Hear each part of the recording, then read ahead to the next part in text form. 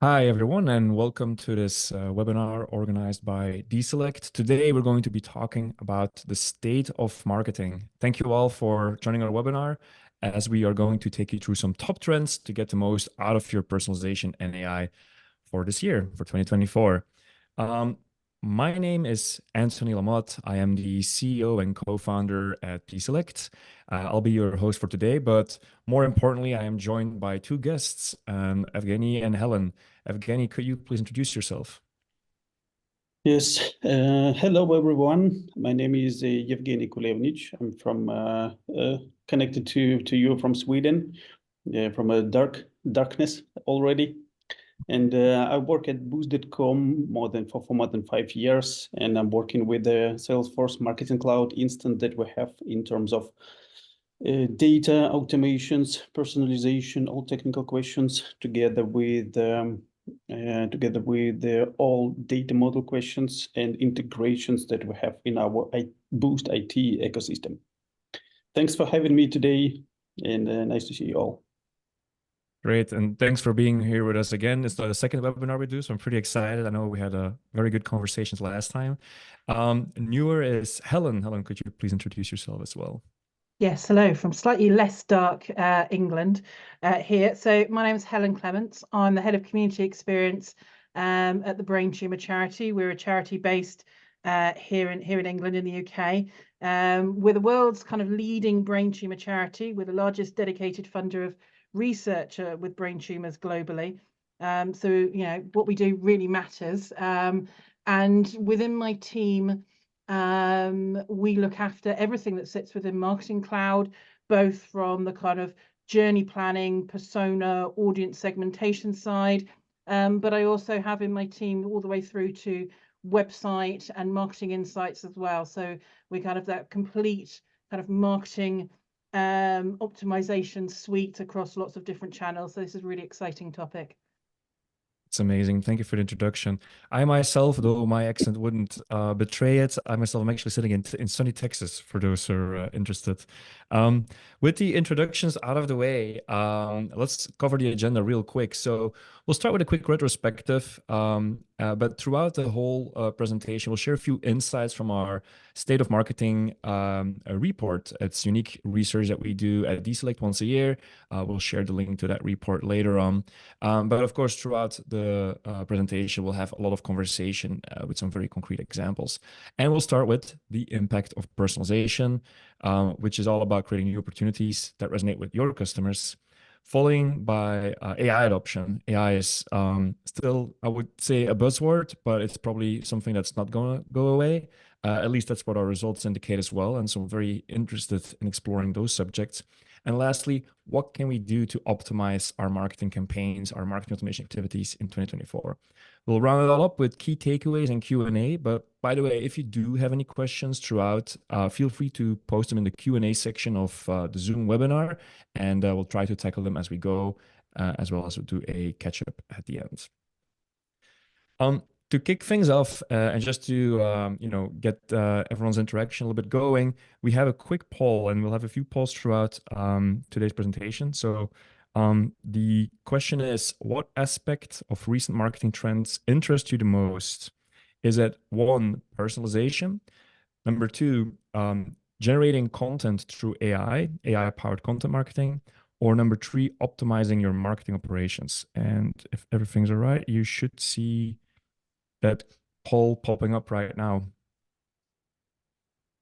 And I see some people already replying. Thank you for that. Meanwhile, maybe a quick check with our panelists. Evgeniy, what will your choice be? My choice would be personalization, exactly as it goes. Maybe I will switch AI-powered content marketing with the optimizing marketing operations, but it again depends on what we understand behind the AI-powered content marketing. But personalization is definitely the number one. For sure. 2020. Well, meanwhile, we get the results, and what I can tell is that our audience apparently has a very similar preference. So the majority of the votes, 63% of the votes actually went to personalization. So that's good to know, because that's going to be the first subject we're going to tackle today. I will stop sharing my slides here just for a second. and instead just head over to some questions, starting with you, Evgeny. I know you're more on the technical side. What are some of the things, if you look back at the past year, that you implemented to further enhance and automate your campaigns?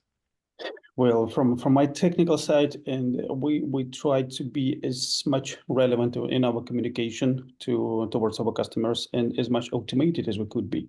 So I would say personalization, it was quite a big deal for 2023, and it will be definitely a goal for 2024. So we try to be more relevant. So everyone says for a long, long time that third-party cookies is dying and you can't really rely on it. So of course, first-party data and zero-party data is your kind of steroids, as especially this, I like this idiom, how we say zero-party steroids. So we try to use as much zero-party data from our users as we could to make our communication more relevant, and of course to increase our automated sense as much as we can, because you set up it once and you just track it how relevant it is, and you can slightly adjust rules. So it's slightly operating with the optimizing marketing operations in some sense. So I would say yes, it was and it will be two main focus areas from our side for the past and for the future. Very interesting. And since we're going to be talking more about personalization in a second, but if you look back at 2023, seeing the interest of the audience in personalization, was there something specific in your setup or something specific you implemented that you thought was really interesting? We have a couple of new campaigns, email campaigns, where we try to use set zero-party data, and we see it works really good in terms of looking at KPIs of our emails, and emails that are based on zero-party data are most profitable, are most engaged across all hours. And we added a couple of more journeys from our side where we use this data to try to promote and remind people about their favorite items, favorite brands, and purchases they might have in the future. So this was our recent enhancement in our campaigns. That's awesome. Thank you for sharing that. Helen, if we go over to you, you're more on the operations side. What was the biggest operations change you undertook in 2023, and what was the impact of it on marketing performance? I think for us, really implementing both the segmentation tool from DESelect, but also Engage has really been a kind of a game changer for us. And I think, I've been working across emails, journeys, digital marketing for 20 plus years, and was highly skeptical that anyone would actually be able to solve the problem around kind of consumer saturation and how you allow journeys to be for the sending dates in a very simplistic way to be customized and personalized to that person. So when they took an action, it was 4 days later versus the date you wanted. So I was always really skeptical to be able to allow control while solving that allowing to keep that areas of personalization. So I think what's been really nice for us is that we've been able to take something that that kind of AI, that a kind of black box AI that can seem quite scary and unknown, put some controls around it and say, right, well, here are our boundaries.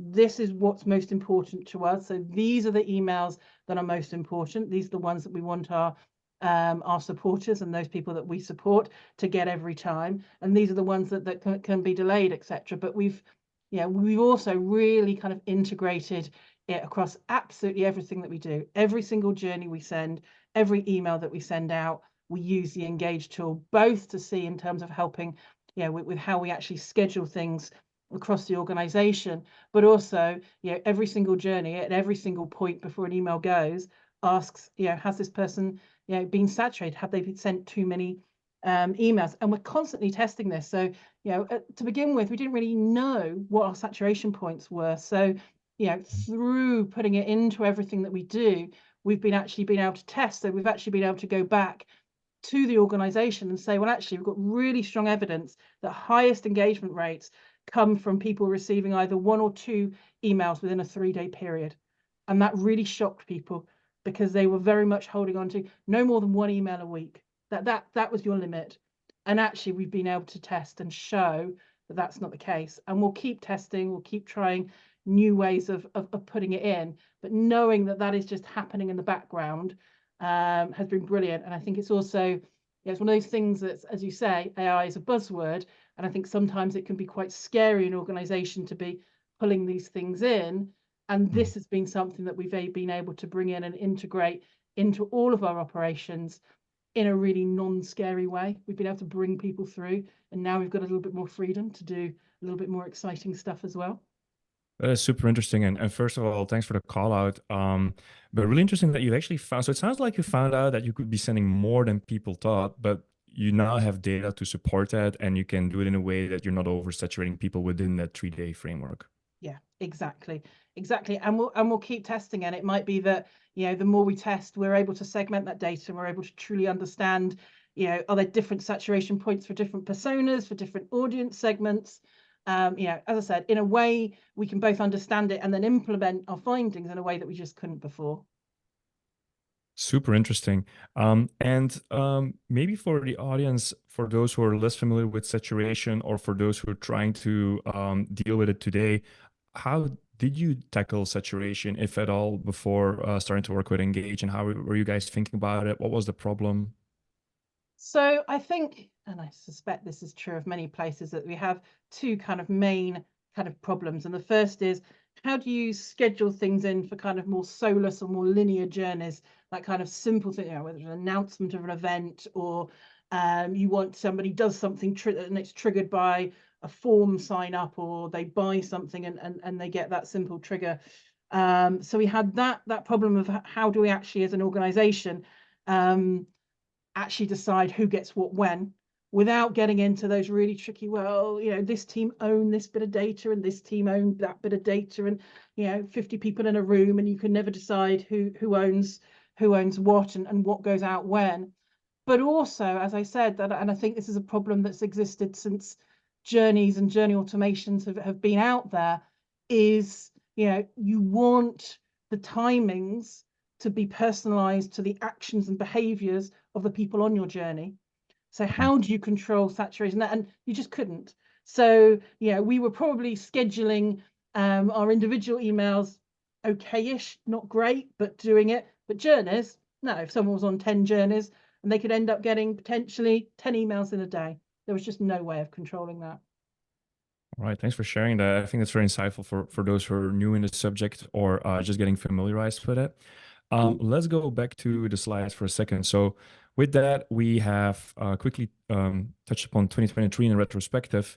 I think one sentence from our report I really liked is action and adaptability create opportunity, because so much has changed and is still changing in martech. I think it's truly what makes our domain so interesting and so fascinating. For a somewhat switch of topic, then we're going to talk a little bit about personalization.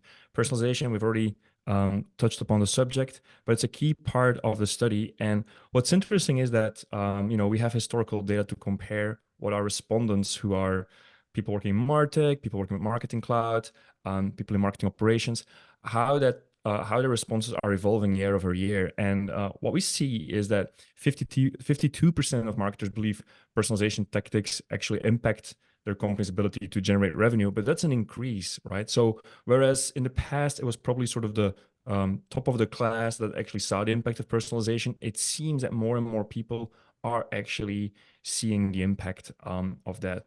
And I think personally, and this was discussed at a user group that we held recently as well, I think that might have to do a little bit with the fact that so many departments are under budget constraints, resource constraints. It's a very recurring theme.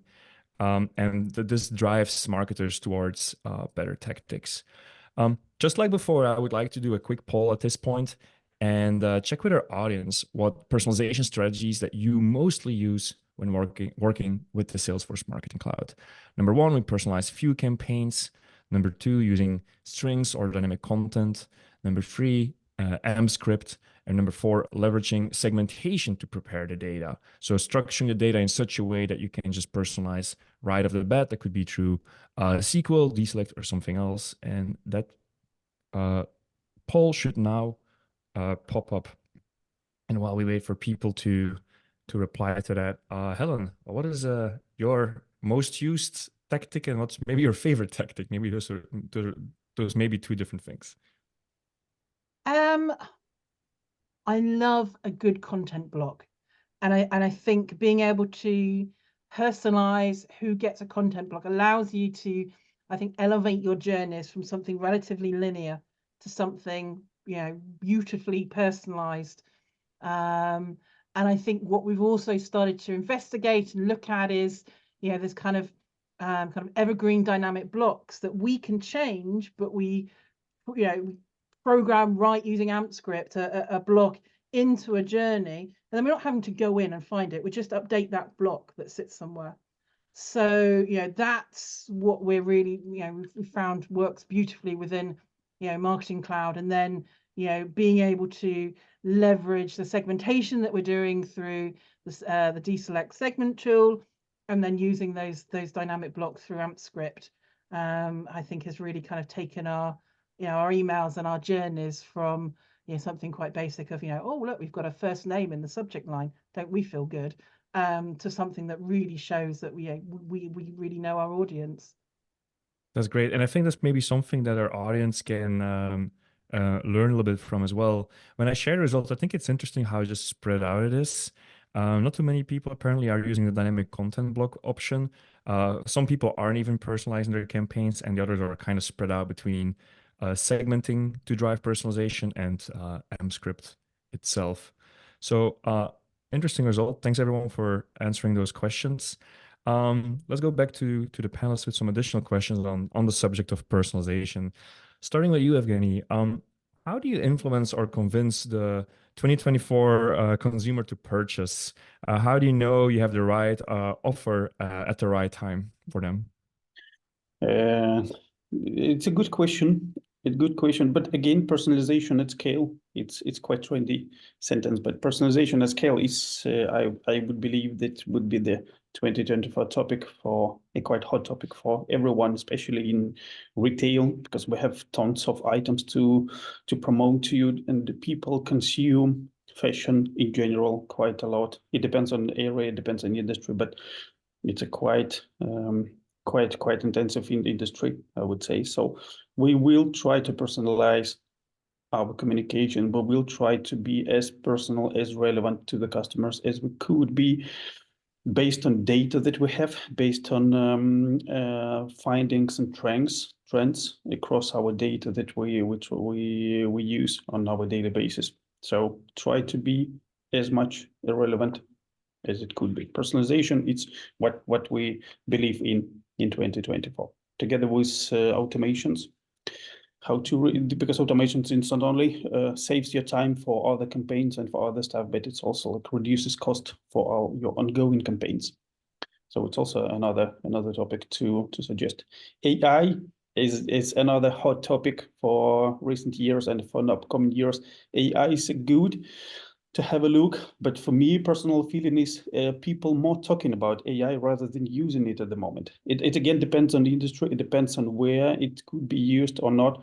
But I think AI, it's a really good tool to find hidden patterns that you can't find with the people in some specific. I already was on a webinar that where a person they did a case with the chat GPT when they upload tons of data, rare data, and try to ask ChatGPT to find patterns, and they were quite surprised with the results that ChatGPT gave them. So this could be super nice. In terms of related to communication, AI-generated content, I would say it's a bit more questionable for now. So we are looking at it. We're looking at this direction, but if we start using it, we will start it like slightly, because auto-generated copy could be super nice, but we operate in 15 different markets.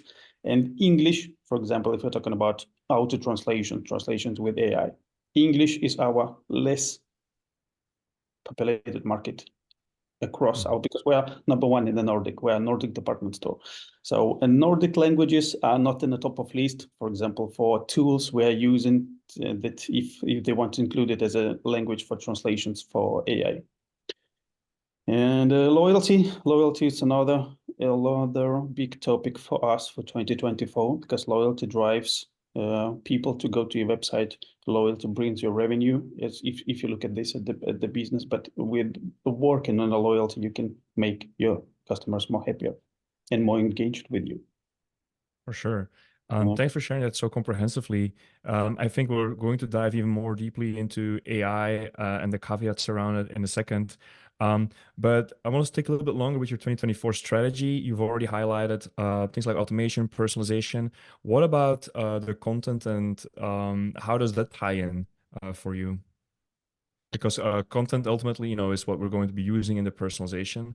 So how do you factor in personalization when strategizing for your content for the upcoming year? Well, in this case, I think if you want to work more in personalization as a strategy and content, and here you need to own a lot of data, because personalization will be based on data. So we're already on quite a journey of controlling and gathering data on our own. So in this case, we try to reduce any third-party dependencies and solutions as much as we can, but it's also a balance of capabilities and time to market questions. Depends on the project you're talking about. But if you control and if you have enough data, you can build quite good personalization in different channels. So this is one main aspect of this one. So owning data and gathering more data. As I already mentioned, zero-party data is a new steroids in a cookie-less world. So I think zero-party data and how to obtain more data, zero-party data to your ecosystem, how to make your customers more engaged so they can proactively, they will want to share this data with you so you can use it in a communication. It's another quite big question, how to work in 2024. Great, thanks for sharing. If I would synthesize that, it's that data drives your personalization, which in turn will drive your content. And I think there we would all agree that Marketing Cloud is a uniquely data-driven platform, uniquely suited for that kind of activity. Helen, somewhat similar question for you. How do you factor in personalization when strategizing 2024 content and campaigns? Yeah, I mean, I would say that it's one of the very first things that we think about, both in terms of our kind of our Marketing Cloud journeys, but actually across all channels. And many of our campaigns are multi-channel, and we don't just think in terms of emails. We're thinking about how that then reflects into our various websites, social media, print. We're still doing print for some of our audiences, and telemarketing. So we're constantly thinking about it and how it interacts. And I'd say personalization, not just in terms of that particular campaign and the journey for that campaign, but also how that campaign then interacts with all the other journeys that we have running. So we're constantly kind of building this spaghetti architecture of what all these different campaigns are, how all these different journeys interact. Is this a journey that is a one-time journey? Does someone enter it, go through various things and then leave? Or is it a longer term journey? We've got journeys that are 12, 18, 24 months. So we are constantly kind of thinking kind of with 4D chess in terms of, how all of that personalization fits together. But I think for us as a not-for-profit, it's particularly important because, we need to be talking to the people that are supporting us and who we're supporting, but how we talk to them, what we tell them about, is just so important that we get right. And I absolutely, because I've worked in kind of B2C kind of organizations and companies in the past, and if you tell someone about the wrong socks that they might like, yes, you're losing profit. But it's I think when you're working for not-for-profit, if you tell someone the wrong message, it can be not just damaging to your reputation, but it can be personally damaging to them. So we're constantly having to think about it. That's a really interesting consideration that you have to take into account. One thing that, by the way, I love the 4D chess analogy. Really appreciate that one. Which leads me to ask, many people using Marketing Cloud or other marketing automation platforms, they sometimes wonder how to maintain the overview in the face of so many automations and then some ad hoc campaigns going on. What would you answer to them? So there's various different ways. I mean, for us, Engage has been brilliant at being able to do that in a really visual and kind of practical, useful way, just through its scheduler and calendar and being able to go and look at it and see how it works, but also having the peace of mind of knowing that there is that kind of control of it. If we feel, oh, that chess, 4G chess is getting out of control, at least we can trust that, those saturation rates are being kept at an appropriate level for us. But we, in some ways, we sometimes at times go back to kind of old school things of Post-it notes, and my team have just been looking at one of the really big journeys and mapping it all out in Post-it notes and using whiteboards and really thinking about who our audience is, what they should be getting, and that kind of very kind of old school marketing approach to it, through to using various online tools to kind of map it out. But I think fundamentally for us, it is constantly looking at the data, constantly looking at what the evidence is showing us, constantly looking at how can we evolve things in really small pieces, so that we don't get kind of overawed and daunted by what it is that we can do. But no, it is a challenge. But as I said, having engaged is that kind of small thing in the background that means that we can, we don't have to sit up at night worrying about it, because that's taking care of it for us. Great, thank you for sharing that. I'm going to jump back into the slides at this point. Evgeniy already touched upon the subject of AI very briefly, and that's exactly the next thing we'll discuss. Obviously, since the launch of ChatGPT 3.5, but especially ChatGPT 4.0 last year, there's been a lot of buzz about this and a number of new providers on the market and so on.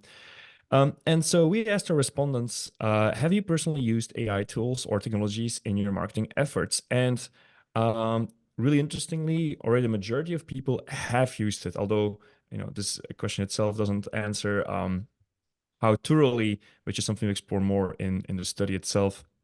But basically, our takeaway was that as knowledge of AI becomes more integral to marketing efforts across industries, geographies, and so on, marketers will need to learn this technology to not only create impressive results, but stay competitive.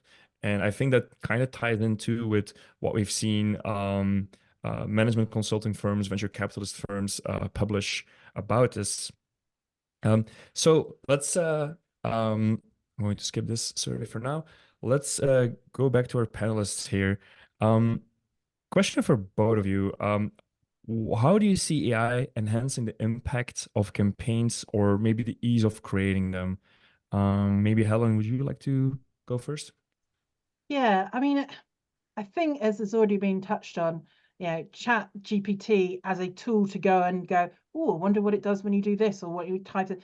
It's fascinating. You can get lost in it for days, frankly. But I think in terms of kind of AI driven content, created content, I mean, there's always been templated emails that you're able to look at as a marketer, that have existed on the internet. So it's interesting, but I don't think marketers need to fear for their jobs quite yet. And I think what would be amazing is if you could have your own kind of AI content generating model that was very personalized to your own tone of voice, your own brand. You could put a whole load of content into it. But I think until we get to that point, I think for us, it's not something that we're kind of actively using, other than it can be a great way of generating ideas when we're looking at brainstorming a new journey. AI in the broader sense, though, as I said, we're very much using it for our saturation control, and we're using it for making sure that people are getting things at the right time in the way that works for them.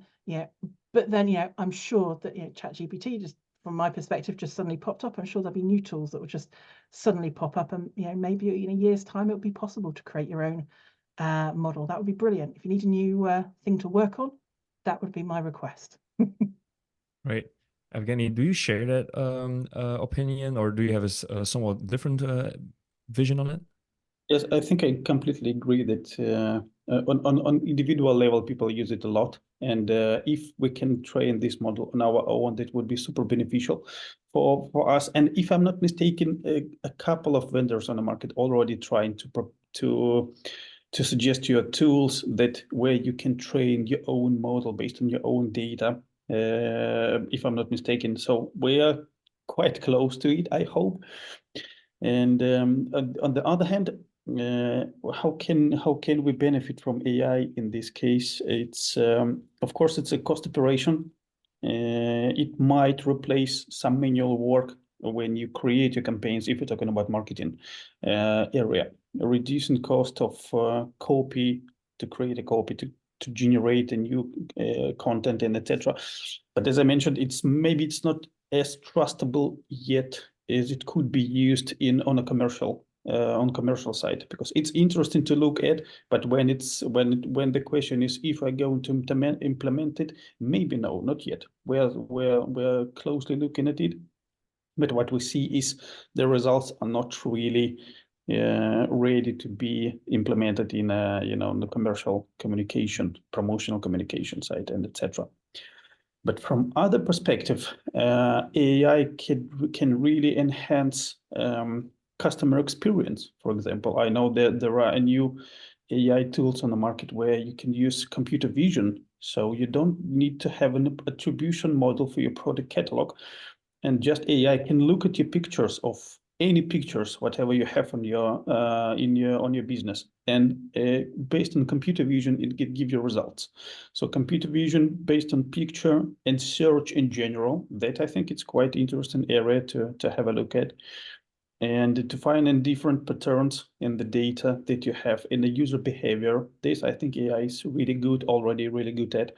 That you can use and try in your own business, of course, through A/B testing. A/B test everything, test always, but that's how you can measure and see the results. And yes, speed of different operations. It also could be quite beneficial.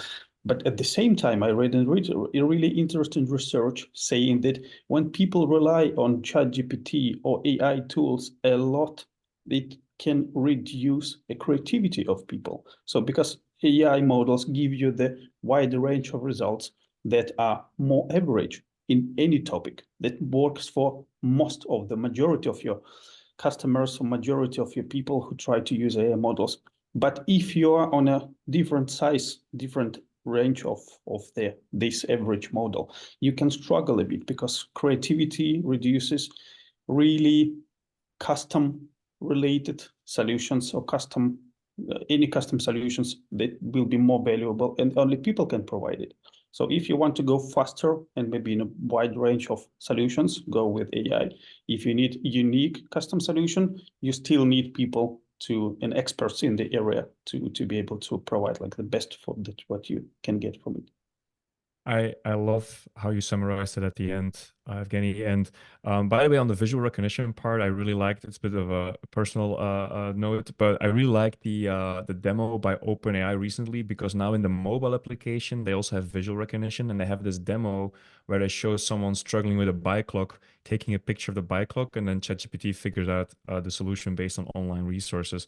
So I think we're only really scratching the surface of what's possible. But I would agree that we have to be really careful when it comes to content creation. I've tested this for myself. I post a lot on LinkedIn, for instance, and there was a short period when I had ChatGPT write my posts. And what I noticed was when I didn't edit them a lot, the engagement immediately plummeted. I think there's just something unnatural generic about it if you don't train it, if you don't tweak it. However, meanwhile, I've worked a little bit with that. And what I do find is that provided I have a long session going where I've, for instance, shown the AI examples of my writing, what my style is, what people like, it starts to adopt that. It's still not there, and maybe it will never be 100% what I want, but it does do like 80% of the heavy lifting, and that's been a time saver for me. On top of that, looking at our own marketing operations, we're also starting to experiment with it.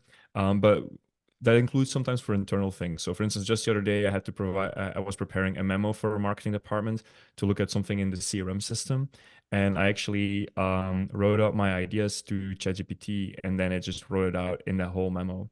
So I think sometimes even for internal processes or making sure you cover all metrics, for instance, it can be kind of interesting too for ideation. So hopefully those suggestions help our audience. I want to switch back to Helen for a second. You're a nonprofit. Are there some unique ethical considerations that you keep in mind when dealing with AI? Very, very much so. And I think kind of touched on it earlier in terms of, we are dealing with people in what can be, frankly, the very worst times in their life when they're reaching out to us for support. And sometimes, the data, the evidence can throw up some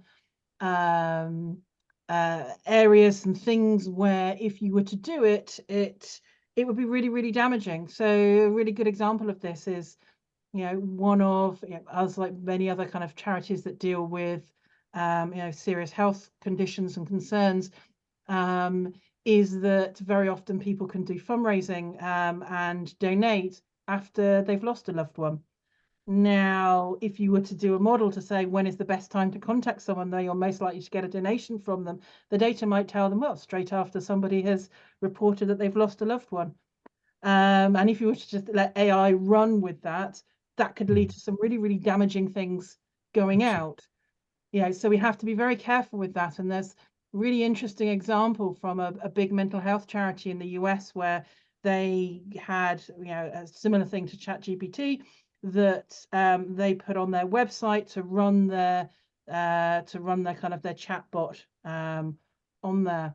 And it went from seeming helpful to giving out devastating advice to people in under a month, and they had to quickly remove it. We've just here in the UK with a big courier company, had a thing in the press where, the AI on this website, somebody got it to write a poem about how awful this courier company was, and it sounds quite amusing and quite funny that you got the the chat or AI on a website to swear and to do these funny things. But actually, when you're dealing with really, really serious areas, you just have to be really sensitive to it. You just can't, you can't take a chance with it. And again, I kind of apologize almost for kind of trivializing people who aren't in not-for-profit, but again, I kind of apologize, use the kind of sock thing. If you tell somebody about the wrong size sock, it's not devastating. If you give someone the wrong advice at the wrong time within the not-for-profit, it can be in very, very real ways. So yes, we have to be incredibly careful, incredibly cautious, constantly testing, constantly speaking to our community. We have an amazing group of people who from within our community who are directly affected, who we can go to and say, how does this sound? Does this work? We can test things out, as well as testing on our kind of broader AI integrations and the way that we're using it.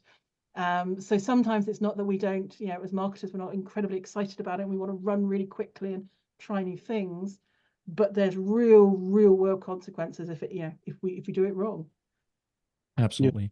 I want to quickly remark here that I completely agree that AI in communication should be used really, really carefully, because it's because of the communication, as you just mentioned, it could be not on the wrong, not to a right person, not at the wrong time, and the wrong communication in general. So this is maybe not really trustable, but I know that some big players on the market, they trying to put like a trust layer in between AI model and your systems and etc. So you can really trust the AI answers and generated content and etc. But at the same time, AI, I think, could be used in social listening. So not to communicate, but to listening to our customers. But AI is, I think, it's a really good with a huge amount of data, big mess of data. And if you can teach or create a model that can listen and combine it with your CRM plan, communication plan, and etc., then you can find a really good moments and results that drives or not drives your communication and ROI and etc. So.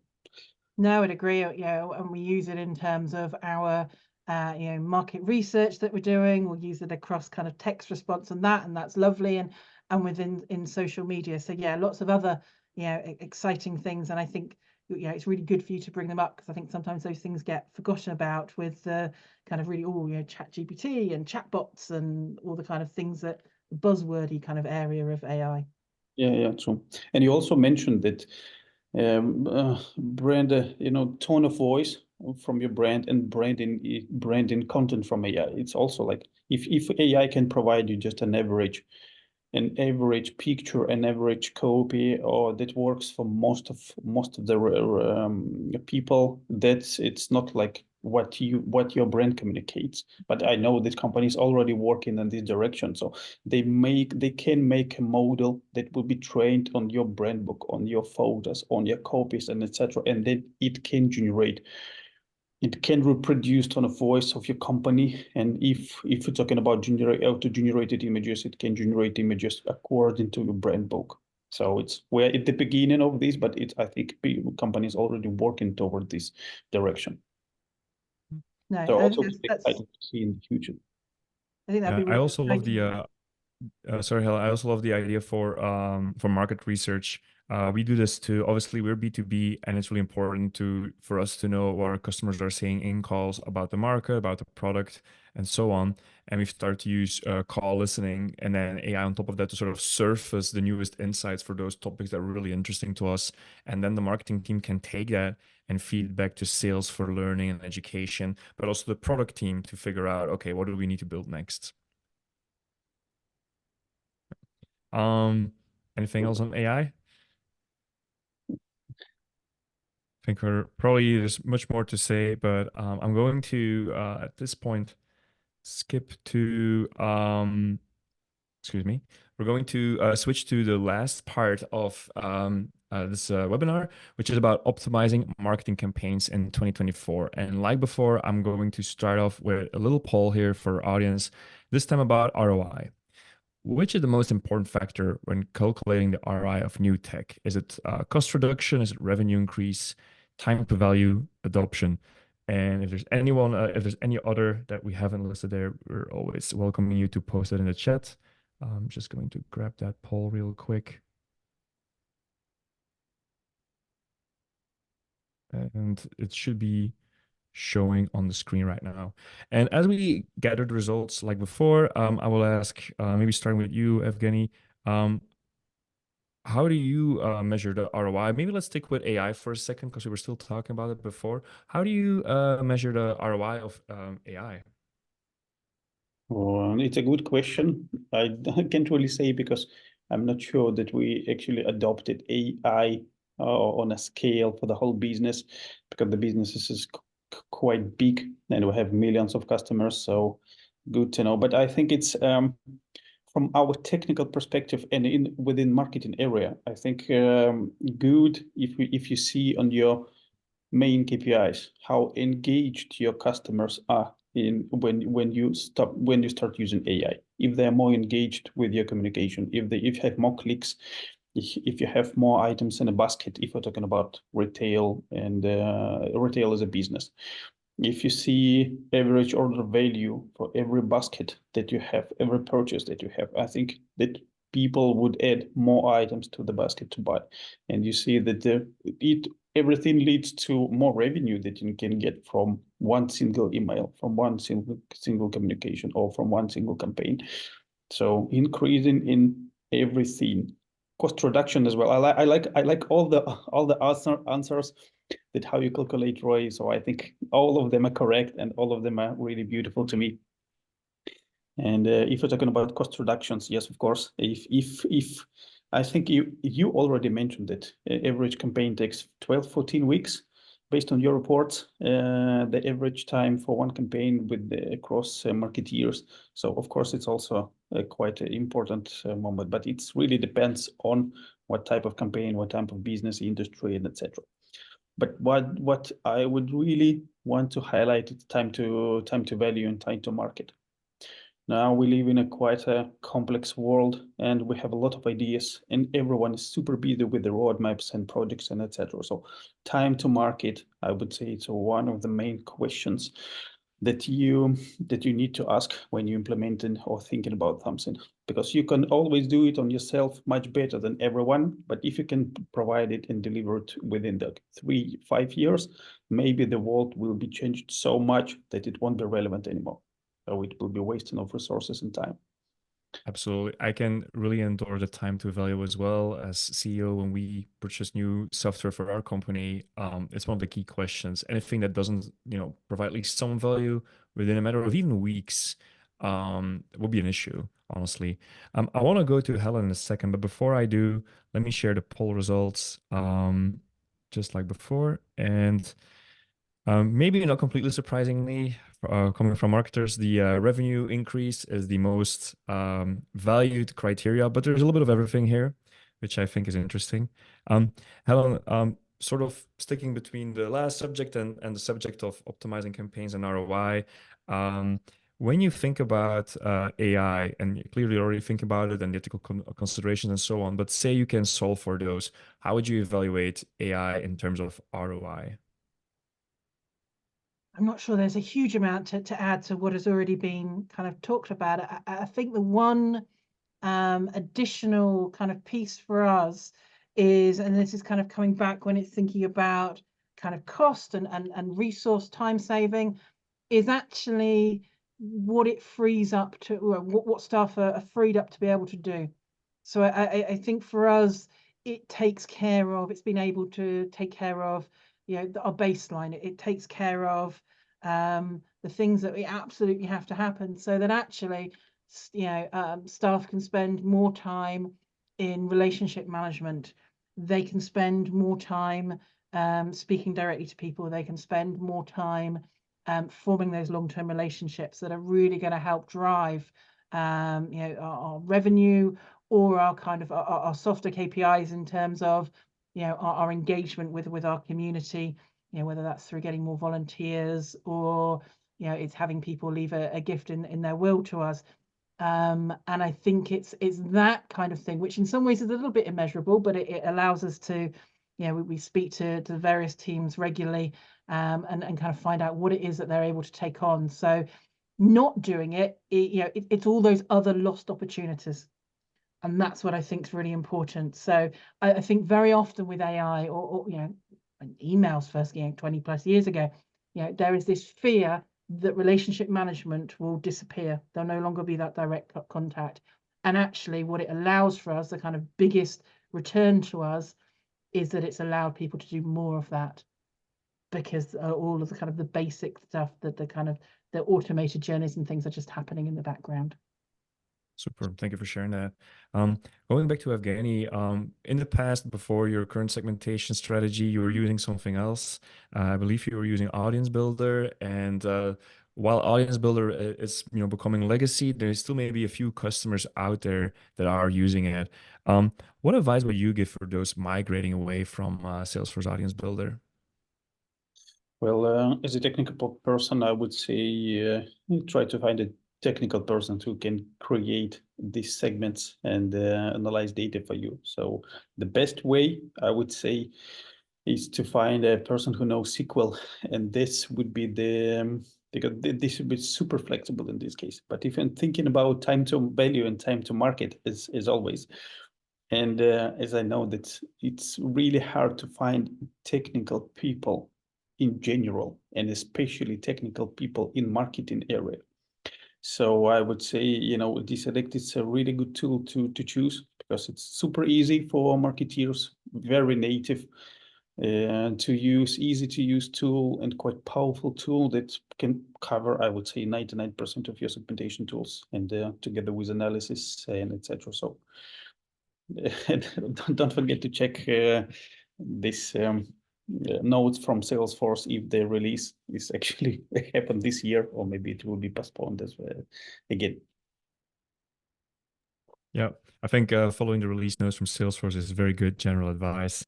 Helen, if I go back to you, you were already talking earlier about some of the impact that both Engage and Segment have made for you. But how do you measure that impact? Was there any impact on specific metrics, on campaign performance, top line, bottom line, any of that? Absolutely. Our campaign performance has very much increased, and that's across all channels. So we've been able to move all of our more complex recency, frequency, and value models into Segment. We've been able to move our print, our telemarketing, our social media remarketing, as well as our kind of journeys into segment, and it's allowed us both to improve those, as I said, those individual campaigns. So, you know, if you take something, and I know it sounds slightly old school, but the kind of postal mailings, it means that we're able to, you know, spend less, target the right people, see a bigger return. But it's also allowed us to tie all the channels together more, so that we're able to create a bigger halo between all of our different marketing efforts. And we're able to kind of do that kind of drop feed of messages between different channels in a way that, frankly, we just couldn't do. There just, you know, wasn't an alternative. We just couldn't do it as well as we're able to do now. And yeah, as I said, we can point at individual campaigns, but actually we're beginning to see that there is this greater overall effect, and we think that that will be, you know, the bigger thing that will move forward in 2024 for us and increase. And you know, we'd expect to see our, yeah, we do have an income line that we are very much looking at and looking to optimize, but also, you know, that kind of broader engagement, so that our supporters are with us for longer, that we're able to make more of an impact on those that we are supporting, that we're able to get more volunteers through, etc. Great, thank you for sharing that. So I hear anything from really channel optimization, engagement scores, to models like RFM, recency, frequency, monetary, and then the rough financials. I think it will be good to maybe follow up just for a second for those who are new to RFM. Can you give some examples, if any, from how you use it in the business, and how does it drive your strategy just from a marketing point of view? Yeah, so we very much, and I'm trying to kind of take it out of not-for-profit speak, so apologies, a little kind of broken, but it's very much about thinking about who are our higher value supporters and donors, but also perhaps most importantly, what is the ideal amount and the ideal time that most of our supporters would be like to be asked about. So a really classic example within the not-for-profit sector is that some people will donate only at Christmas. It's a really classic time to give money. And you know, if you went to those people in summer and said, please give us some money, they'd go, no, thank you. You know, and actually you risk not only, you know, not wasting an opportunity, wasting the money on going to them in the summer, but actually they might be so annoyed by you asking them that they don't give to you in Christmas. Similarly, if you have a donor who, you know, is very loyal to you and supports you and gives you, you know, £50 a year, if you go to them and say, please give me £100, they're going to go, no, thank you. Why are you asking for that much money? You know, that's awful. You have no idea who I am and, you know, what it is. Are you ungrateful for what I'm giving to you? Which is exactly the opposite that we want, how we want our supporters to feel. Mm-hmm. So by putting this model in place, we're able to put people into buckets that allows us to give them the right communication at the right time in the right way, so that we are appropriate in what we're asking of them, that we're appropriate in how we communicate to them. So it's really just about creating, you know, buckets, groups, address lists, however you want to call it, of people that we can use in different ways at different times in any of our kind of different channel communications. Like different donors, or to make it non-profit speak, different customers sometimes require a different experience almost. Exactly. It's, you know, does this person want you to sell them, you know, a £5 gift voucher, or do they want you to sell, you know, a £2,000 television? It's very much the same thing of just really being able to understand that. All right. I have a quick remark in this for this question. It's a really good example of how saturation is really dependent on industry where you work and where you're operating. Because as you mentioned, if you contact a person more frequently, that you can get a negative reaction from them. But I read a really nice article saying it was related mostly for fashion industry or for retail, where you purchase quite frequently. And the research says that if you want to be on top of mind of your customers, and if you in a really high competitive world, you have to send 6.21 emails per week. So you have to send emails every day to be on top of mind of your customers, so they don't forget about you. Because if you don't send this communication and you don't be on top of mind of your customers, someone else will do it. So it really depends in situation, and it really depends on the industry and where you have your business. Excellent. Looking at the time, I think we're almost going to tie this up, and I'll just summarize a few of the takeaways that we've discussed today. So takeaway number one, keep your thumb on the pulse of internal and external trends, plan for change, don't be reactive. Number two, understand how your customers want to interact. I think Helen's example of how they're applying RFM is a great example. So no boundaries, but also unique ways to reach them. And number three, AI is here to stay, but it doesn't mean success is guaranteed. Create a detailed adoption plan. And then for the last few minutes, we're happy to take questions from the audience. So if you have any questions or you haven't put them in the chat yet, please do put them in the chat or in the Q&A section. While questions come in, I will also actually share the report that has been the basis of today's conversation. You can find that report on our website, but let me just drop the link in the chat. There we go. And meanwhile, a general question, I guess, for both audience members. When you think about your 2024 plans, what kind of technology are you excited about? If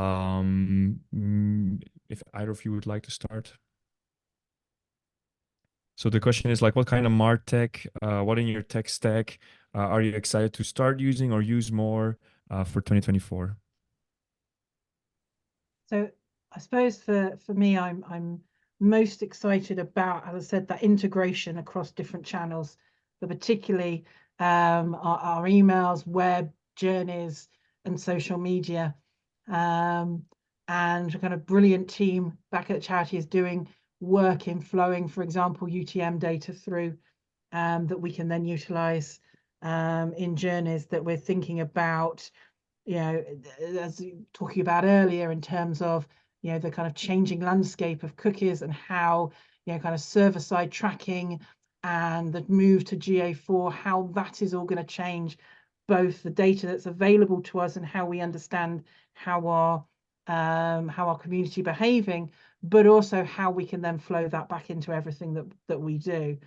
So I'm really excited to see how that continues, how that transforms what we're looking at. And now I know that there are a couple of people out there doing specific kind of personalized AI content creation models. I'm excited to see if that gets to the point where a charity of our size can start to explore that.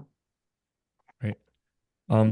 There's another question here from the audience, and it actually ties in a little bit to what you were saying at the end, Helen. Someone's asking, have you had any use cases for AI when it comes to audience segmentation specifically? Is that something that has come up for either of you? From my perspective, I would say no, maybe not yet, because it's a good question. In our case, we have a data scientist team that do analysis for us, because if AI can, you have to have like a retail AI model that should be tied to your retail trends and the patterns. But we have a data scientist team who analyzes this data, and they do like a replenishment plan. What is your favorite department or category to buy? What is your favorite category or department to search or to visit, and etc. So no, I would say from our side, we don't have a specific use case for AI. So we have a team for this one, but I think it's a quite interesting pattern. And I already know that some of the big market players providing like data analysis tool, like data, CDP, and etc. They already have a capability where you can train your model based on your data that you have. So this is quite interesting question for future, I would say. Excellent. Of the insights there you shared, Evgeny. Thank you for that. We are coming up on time. So I want to thank all our attendees today for following through the webinar and for your questions. And I especially want to thank our panelists, Evgeny and Helen, to be here. Thank you for your time. Thank you for sharing so much information about how you're thinking about trends in marketing for 2023 and 2024 now. Thank you. Thanks for inviting and thanks for having us today. A really good conversation and really good insights. Thank you. Thank you. Have a great day, everyone. Bye-bye. Yeah, thank you.